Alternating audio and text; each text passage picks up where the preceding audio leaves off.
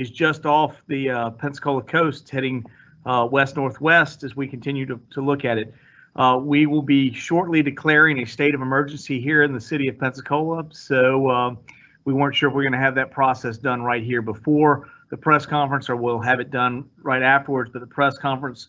But we will be declaring a state of emergency in the city of Pensacola. The city is continuing to monitor Tropical Storm Sally, and we are in close contact with the Escambia County Emergency Management.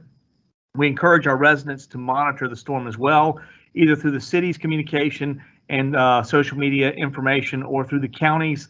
Both of those would be places to go at this particular time. Even if landfall happens west in Louisiana or Mississippi, a significant amount of rainfall is forecast for western northwest Florida. So again, at this particular time, we are not expecting a tremendous wind, while there certainly can be tropical storm force winds, and we do expect that tomorrow. At this particular time, the most severe impact to us will be some rain, as well as we're already seeing right now. Many of you are already seeing what's happening. We're hitting high tide just now, and there's a significant increase in tidal inflow. Some of our roads will perhaps become impassable because of tidal. I know we had an issue. I just came down 9th Avenue just before Bayfront Parkway, and I know that little area right there by Admiral Mason Park. Now the Veterans Park is now there is an area that's underwater right there, and it's not from the rain. That's from tidal. I know that the tide is very close to coming up over, at some point, 17th Avenue under the trestle could close. Again, these are things we'll be monitoring. We'll update you when that happens, but don't be surprised. All of you who've lived here, we understand it's a very low-lying area. The tide is up significantly. Saw that on Bayou Tahar, saw many people's docks underwater. So again, we are experiencing tidal influx at this particular time. You have high tides in the mornings, so between 9 and 10, you'll be having your high tide. So again, you could see significant tidal influx at that particular time. Tropical Storm Sally will likely produce heavy rainfall and gusty winds across northwest Florida on Monday, significantly on Tuesday, and possibly Wednesday. Tropical storm warnings are from Escambia, Santa Rosa, Okaloosa, South Walton, and Coastal Bay and Coastal Gulf. Tropical storm force winds could begin along northwest Florida as early as later this morning, but it's likely to be this evening. We are expecting 6 to 10 inches of rainfall expected across northwest Florida, with localized amounts being 12 to 18 inches possible. Flash flood watches remain in effect until Thursday morning. Remember, if you approach a roadway, turn around, don't drown. Turn around, don't drown. As little as 6 inches of fast-moving water can knock a car and carry you away as an adult. 12 inches of fast-moving water can carry a small car, and 18 to 24 inches of fast-moving water can carry away large SUV, vans, and trucks. So again, if you see significant water in the road, and again, that at some point will happen at places like the trestle under there, or what we had on 9th Avenue, we will continue to keep you updated. We are working right now. We know our low areas, and we are continuing to work. There are isolated tornadoes are possible in northwest Florida and the Big Bend today, continuing through midweek. Minor coastal flooding is expected at high tides over the next several days in northwest Florida and the Big Bend. 1 to 3 feet of storm surge is expected in these areas, and up to 4 feet in Pensacola. Coastal flood advisories are in effect. High surf, dangerous rip currents, and beach erosion are expected in northwest Florida beaches for the next several days. So again, stay out of the Gulf at this particular time. In fact, I would say most all of our waters at this particular time, I think, are things that you would need to stay away from. We do expect to have significant rain, some wind, and obviously some tidal influence. Even though we're not expected at this point to see the worst of it, that doesn't mean you won't be seeing impacts, and we could have significant rainfall. I don't have to remind you of April 2014, April 2014, when we had over 20 inches of rain. So again, a significant rainfall could be a significant impact to us. So please stay tuned as we continue. I do want to commend our really a lot of our people, many of you here working with the city, and I appreciate those of you coming in today on emergency status. We have many things happening at this particular time with our employees. At this time, city employees who are in emergency situations will emergency personnel will need to report for the next 3 days as scheduled, and you know who you are. Obviously, at this point, we are working with COVID. We're working with a number of people remotely. We've tried to do that with administrative staff today. Tomorrow, I expect offices at the City of Pensacola to be closed for Tuesday.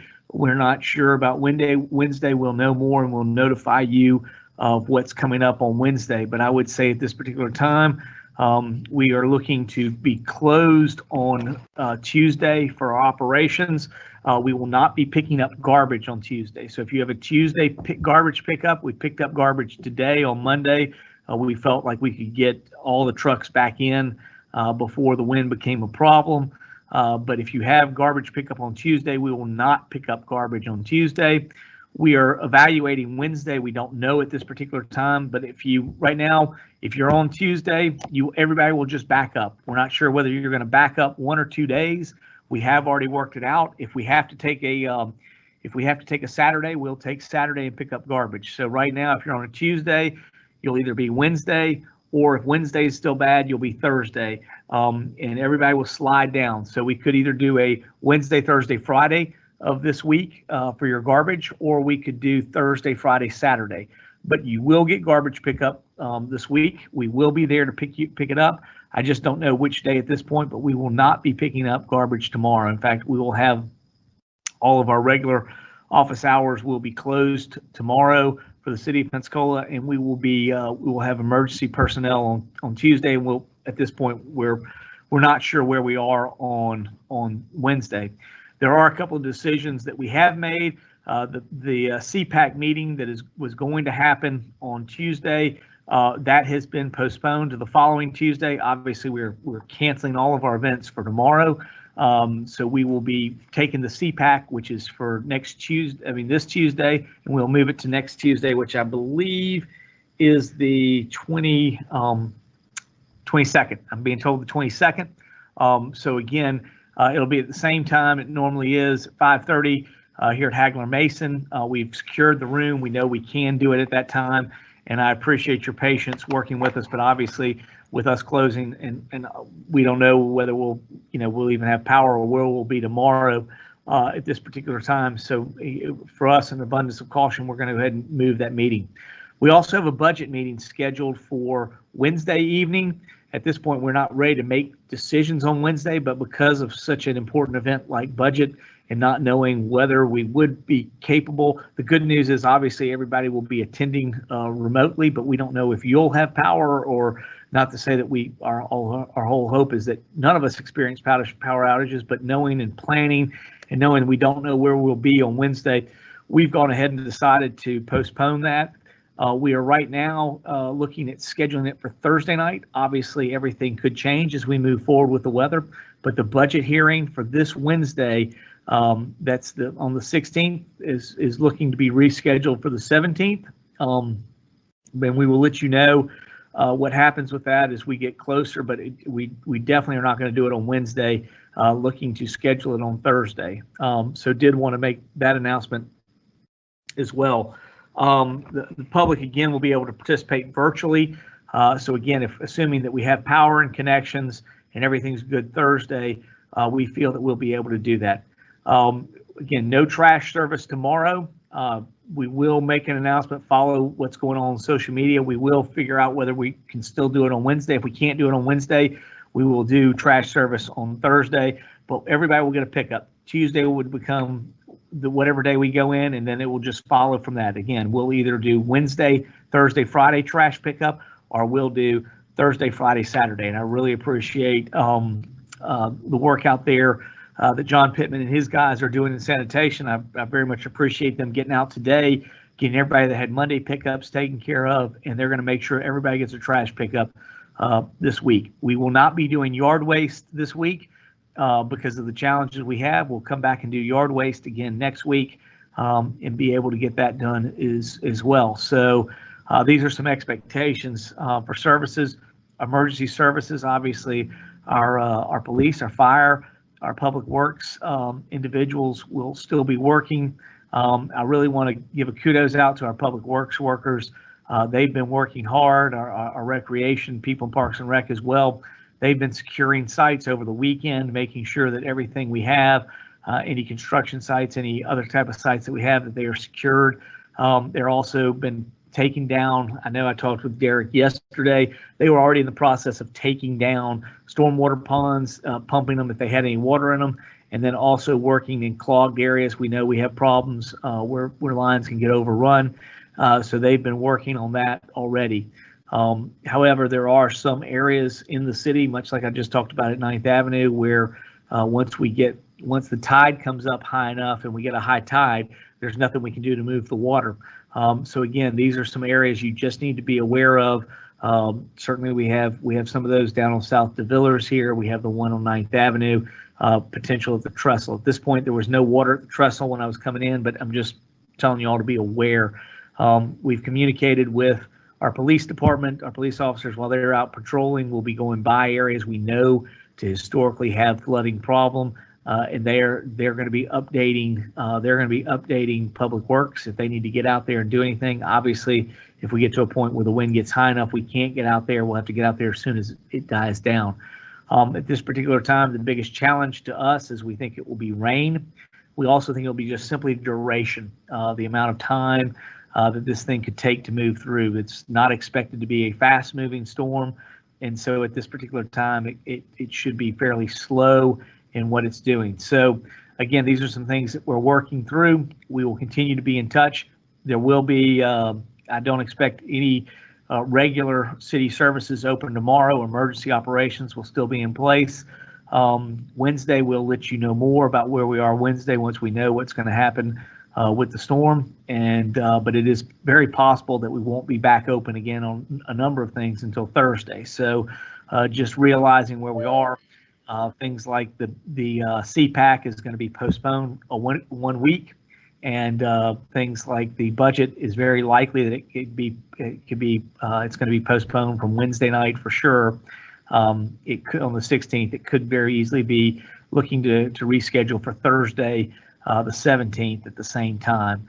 Again, it's virtual, so we hope you'll be able to attend and make that adjustment. Otherwise, we do have a number of things that are happening. We do have the mayor's cleanup is scheduled to happen on September 26th at a portion of Scenic Heights and Spanish Trail area.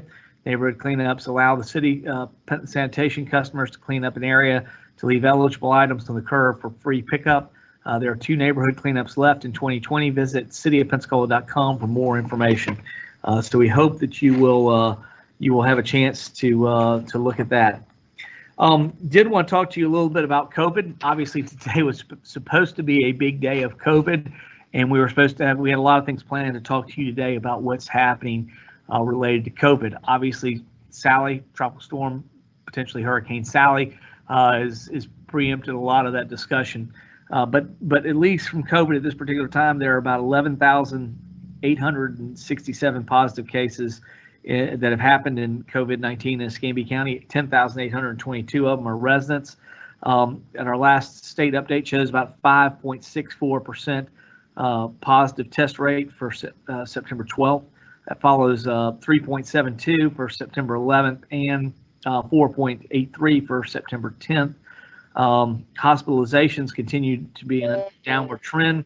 Over the weekend, we had on September 12th, we had 81.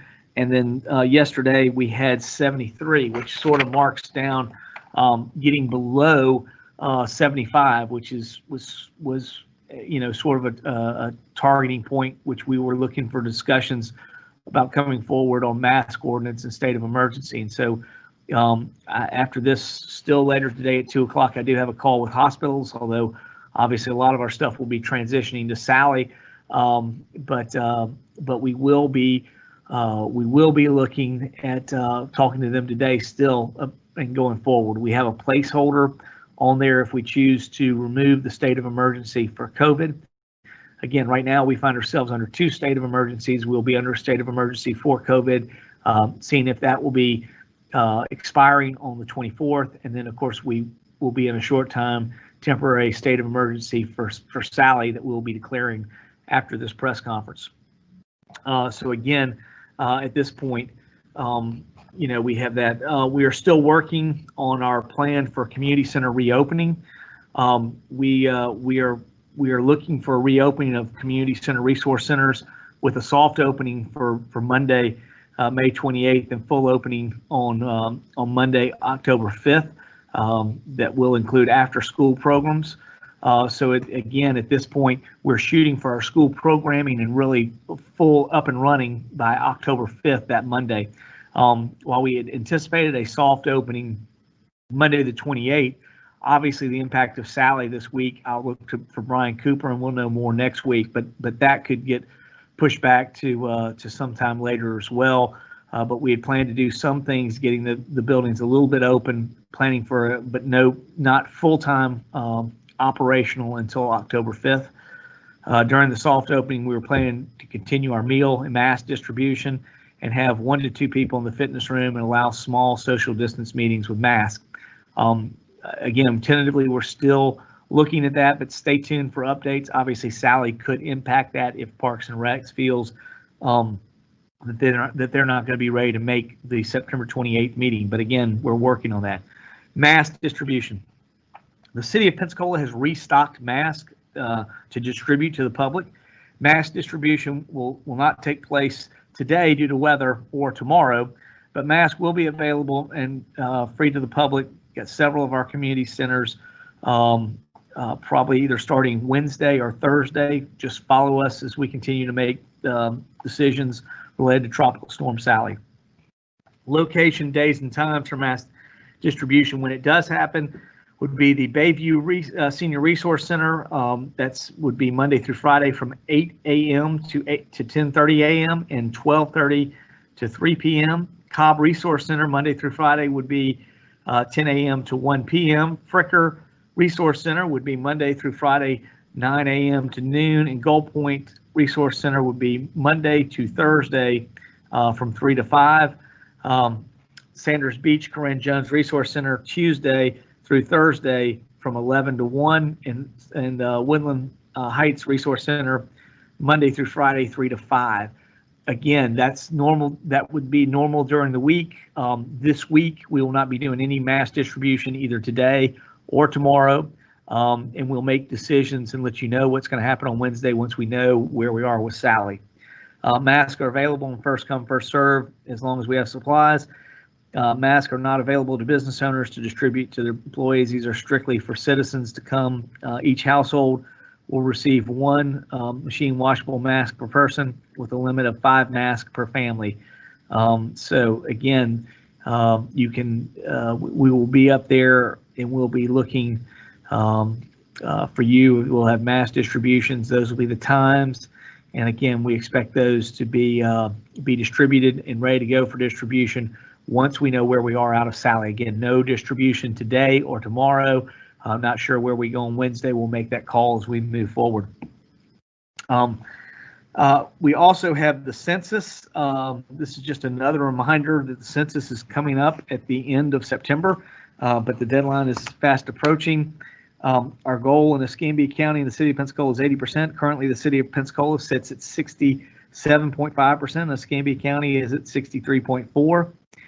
Please complete your census today at my2020census.gov. It takes about 10 minutes to complete. We really need that information.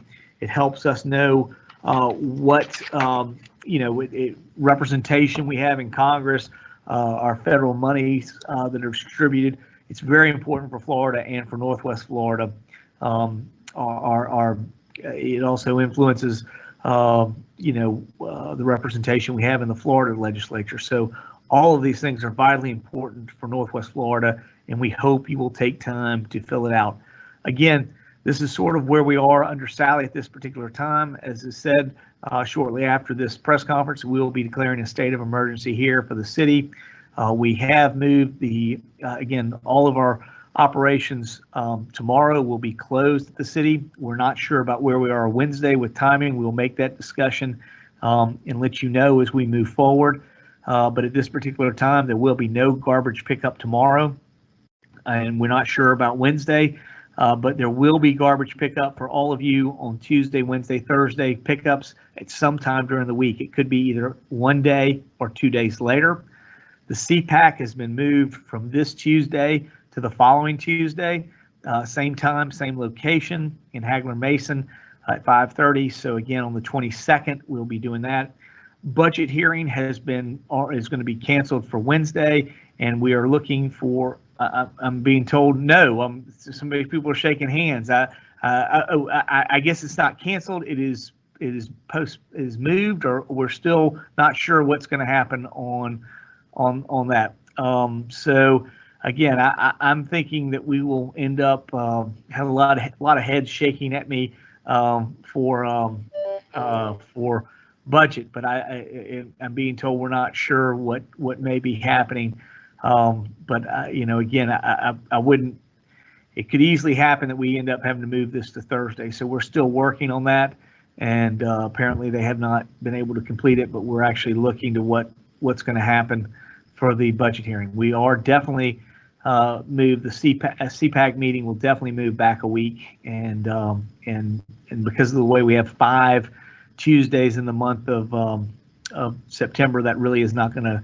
It's not going to, change what they can get done. So they should be able to still keep moving on all their work, and we look forward to that.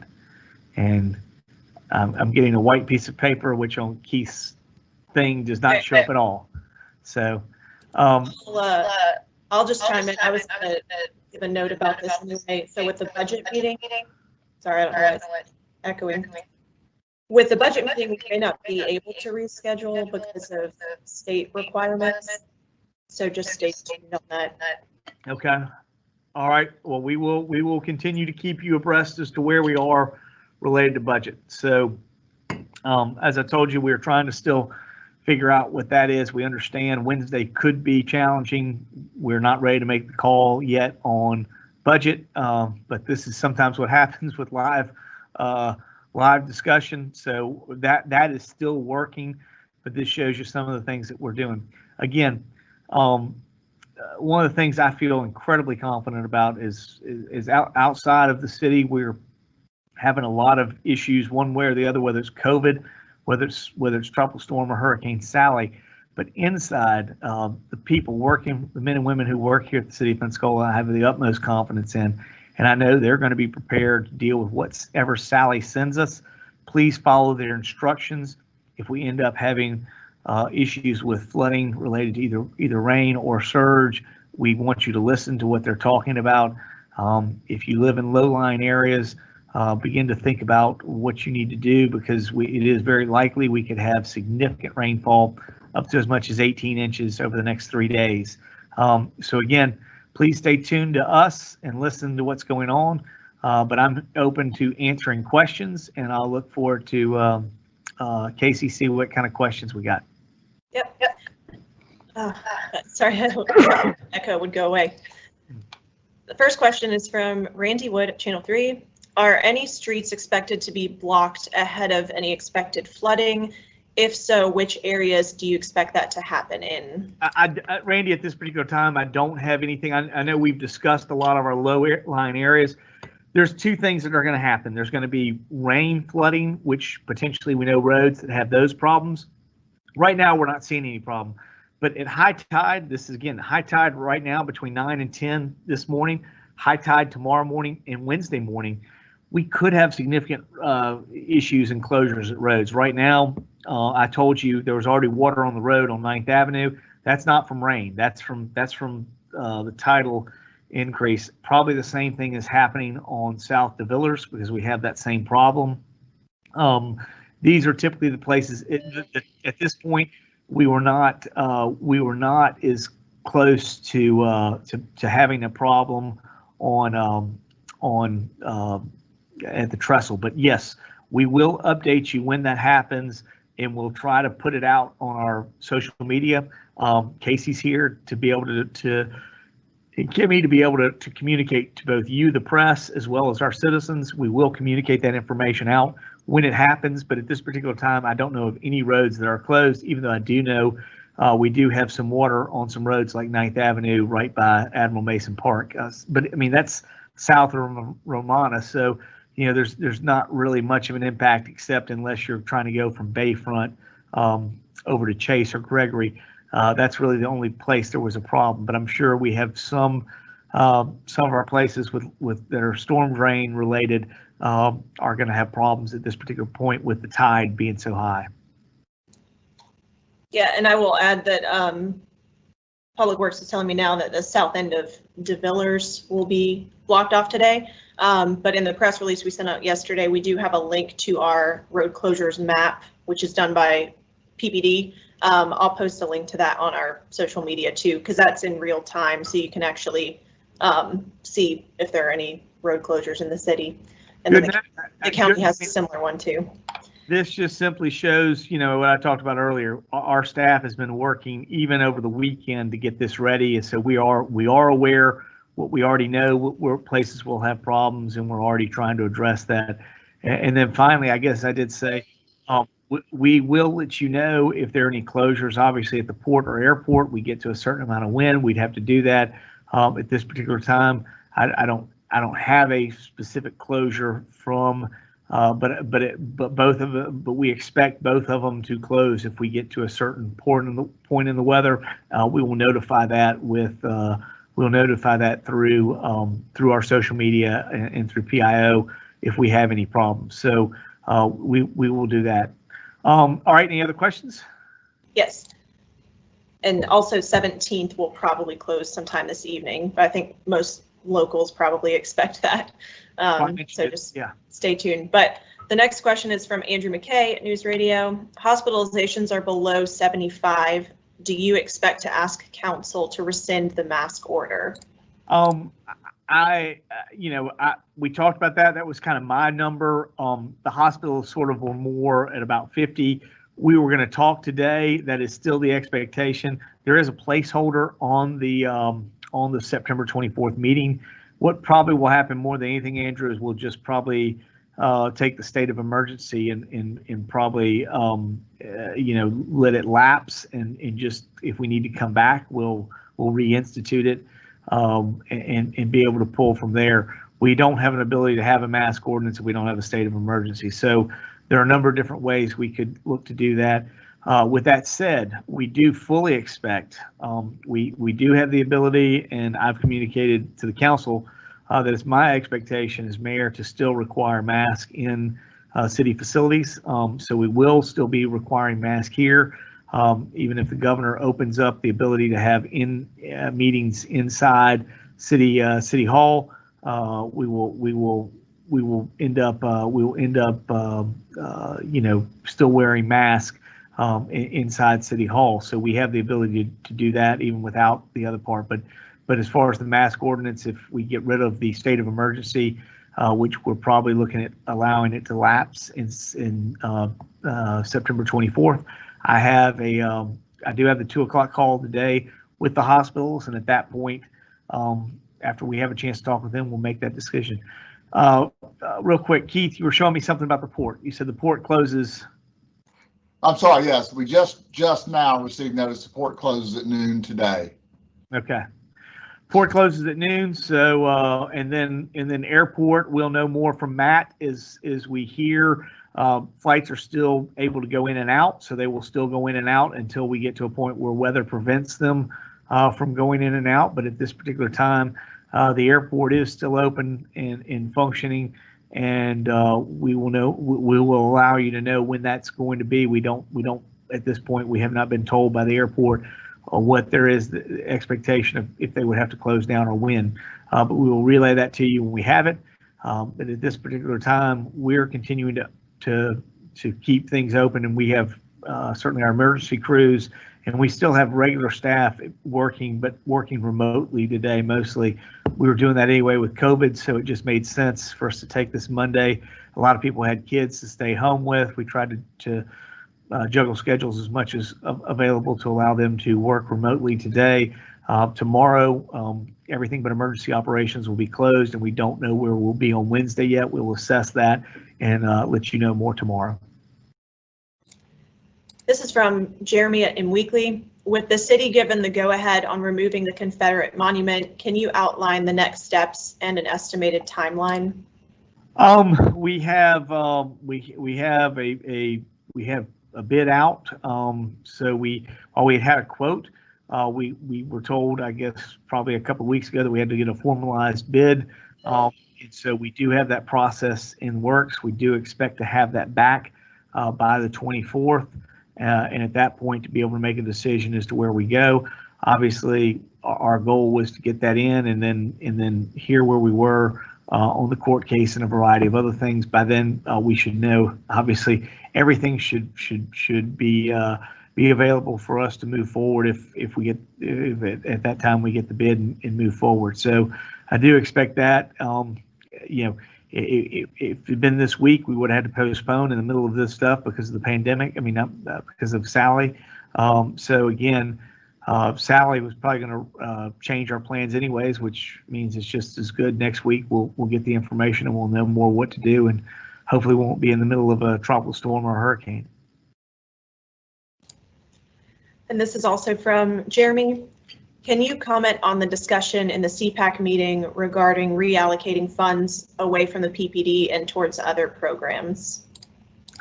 Again, we've had several people talk to us. We had our first budget hearing. We approved the first tentative budget. We're going for the second one. Again, from our standpoint, what we continue to see with our police and what's doing, we've actually increased funding for the police. We're putting forward initiatives that were even discussed at CPAC about trying to deal with mental health for police officers to make sure that we don't have a case where we've created issues ourselves with our police officers. So we are working with them. I really appreciate Tommy Leiter putting this initiative forward.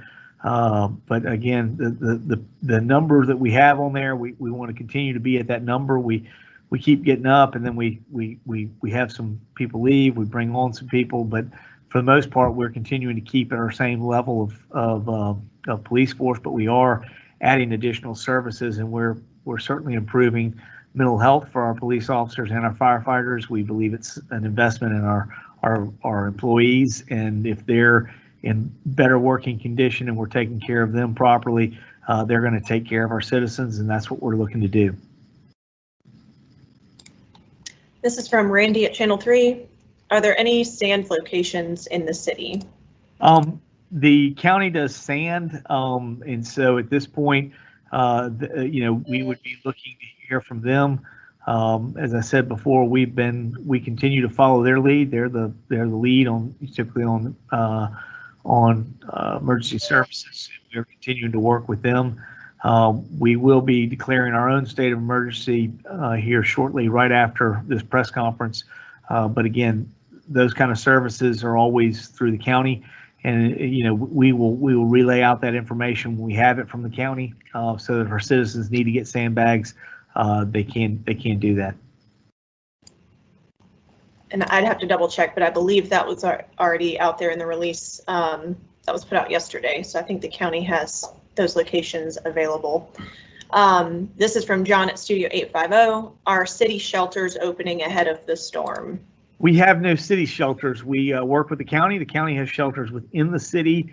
Obviously, the Bay Center is perhaps the largest center we have. Just like we talked about with Laura and Marco, we're really asking people to think about before they go to a shelter. Think about a friend or a relative they may have that is outside of an area that's either for flood or wind conditions. And if you could go visit with them first, because of COVID, obviously we don't want to put a bunch of people in an area that we don't know what's going on with COVID. So we're trying to limit our numbers in shelter.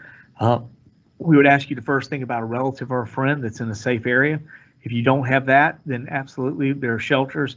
Escambia County has the shelters, and I think all of that information Casey should be on our PIO report and press release. So all that information on the counties, we will fully cooperate with the county, and they do have a number of shelters that are within the city. Yeah, I don't think they've opened any at this time, but if they did, we would definitely get that information out too. Next question is from Jim at the News Journal. This is likely to be the largest rain event since April 2014. Do you think the improvements made to the city's stormwater infrastructure will be able to handle this event? And can you talk about what kinds of actions crews are taking to prep stormwater drains, et cetera? Well, yes. I mean, what we said earlier, I feel more confident in city infrastructure. I think the question is, what case do we get to a point? I mean, there's only a certain amount of water that even they're built to, as we saw that in 2014. With that said, again, I have the utmost confidence. We did a lot of work over the weekend. Derek and his crews were out clearing places out to make sure that water should flow, stormwater should flow through all of our places, the places we know we've had challenges before. So we were doing that with Laura and Marco. We've done it again in advance of Sally. So from that standpoint, I think we've gone out and tried to do that as much as we could. We've brought down water. We've got a number of ponds that are either new or significantly enhanced, and the expectation, whether it's in East Hill off 12th Avenue or the large pond that's off of the airport, we do expect to have significantly better drainage coverage than we did in 2014. And even in 2014, we had drainage coverage that rivals most communities. I mean, most communities aren't prepared to deal with 10 to 11 inches of storm, but we've been able to accomplish that. Obviously, as we start moving to 18 to 24 inches, that's where we start having some concern. But over a couple of days, in the ability to perk on some of these things, obviously water table is going to be important. Things like the tidal influences. I mean, all of those things will have impact. But overall, we feel as confident as we've ever felt in our capacity. But with that said, we start getting over 24 inches, it's going to be challenging. So at this point, we're working it. We got a good system that we're trying to make sure we've got our police officers out there that are patrolling. If they see areas that are problems, they're going to talk back to our public works and try to get them to be aware of what's going on so we can respond as quickly as possible. So, we're prepared, and I feel very good about the team of individuals that we have. All right, and I don't see any new questions. All right. At this point, stay safe. We will continue to look to update you. At this point, we look to try to be on air with our typical COVID meeting for Facebook Live on Wednesday. Obviously, we'll know more where we are on Wednesday and what happens. I would say Wednesday is kind of a tentative day, but we're still shooting for everything happening on Wednesday. Tuesday is going to be closed. There will be no garbage pickup on Tuesday. We will have, other than emergency operations, be the only thing open in the city on Tuesday.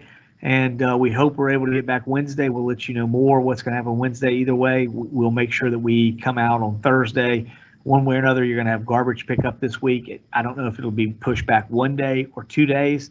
So please just follow what's going on with the city. Stay close to our emergency information sessions and follow us on social media. We'll let you know what